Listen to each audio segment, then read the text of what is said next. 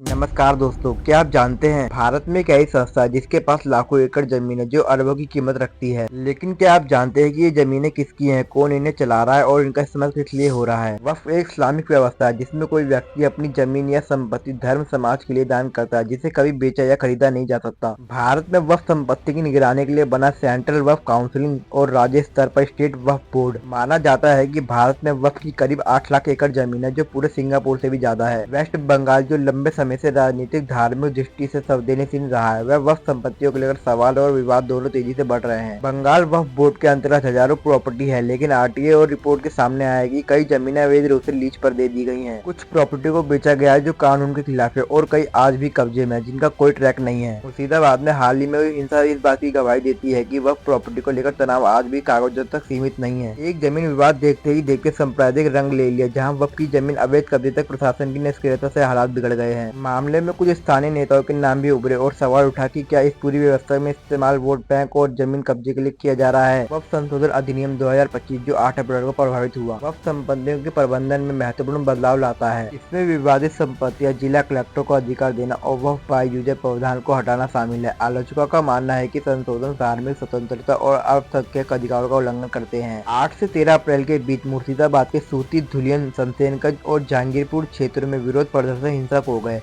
प्रदर्शनकारियों ने राष्ट्रीय राजमार्ग 12 को अवरुद्ध किया, पुलिस वाहनों में आग लगाई, एक स्थानीय सांसद के कार्यालय पर हमला किया और निम तीतर रेलवे स्टेशन पर ट्रेनों को सेवाओं की बाधित किया। इस हिंसा में 3 लोगों की मौत हुई, जिनमें एक पिता पुत्री की जोड़ी और एक किशोर शामिल था। कई आरोप ये भी लगाए जाते हैं कि वक्फ बोर्ड की प्रॉपर्टी का उपयोग वोट बैंक पॉलिटिक्स के लिए किया जा रहा है। बंगाल में कुछ मामलों में देखा गया कि धार्मिक संगठनों को जमीनी सौंपी गई और राजनीतिक समर्थन मिलने की संभावनाएं थी। यहाँ एक और बड़ा सवाल उठता है कि क्या वक्फ संपत्ति का उपयोग आम मुसलमानों की भलाई के लिए हो रहा है या फिर सत्ता के लिए हो रहा है। साल 2022 और 23 में कई मामलों में बंगाल हाईकोर्ट सीबीआई तक पहुंचे। कुछ मामलों में फर्जी दस्तावेज से जमीन ट्रांसफर की बात सामने आई। वक्फ बोर्ड की ऑडिट रिपोर्ट तक समय पर नहीं दी गई, जो उसके पारदर्शिता पर बड़ा सवाल उठाता है। कई विशेषज्ञों का मानना है कि वक्फ बोर्ड को आरटीआई के दायरे में और मजबूत पारदर्शिता सिस्टम के अंदर लाया जाए। डिजिटल रिकॉर्डिंग, जीपीएस मैपिंग और पब्लिक रिपोर्टिंग से भ्रष्टाचार पर लगाम लग सकती है। भारत में वक्फ एक पवित्र संस्था है, पर जब पवित्रता का इस्तेमाल राजनीति और लालच के लिए होने लगे तो सवाल पूछना जरूरी हो जाता है। वेस्ट बंगाल सिर्फ इसका चेहरा है, पर कहानी पूरे देश में फैली हुई है। सवाल ये नहीं है कि वह जमीन किसकी है, सवाल ये है कि इसका इस्तेमाल किस लिए और किसके लिए हो रहा है।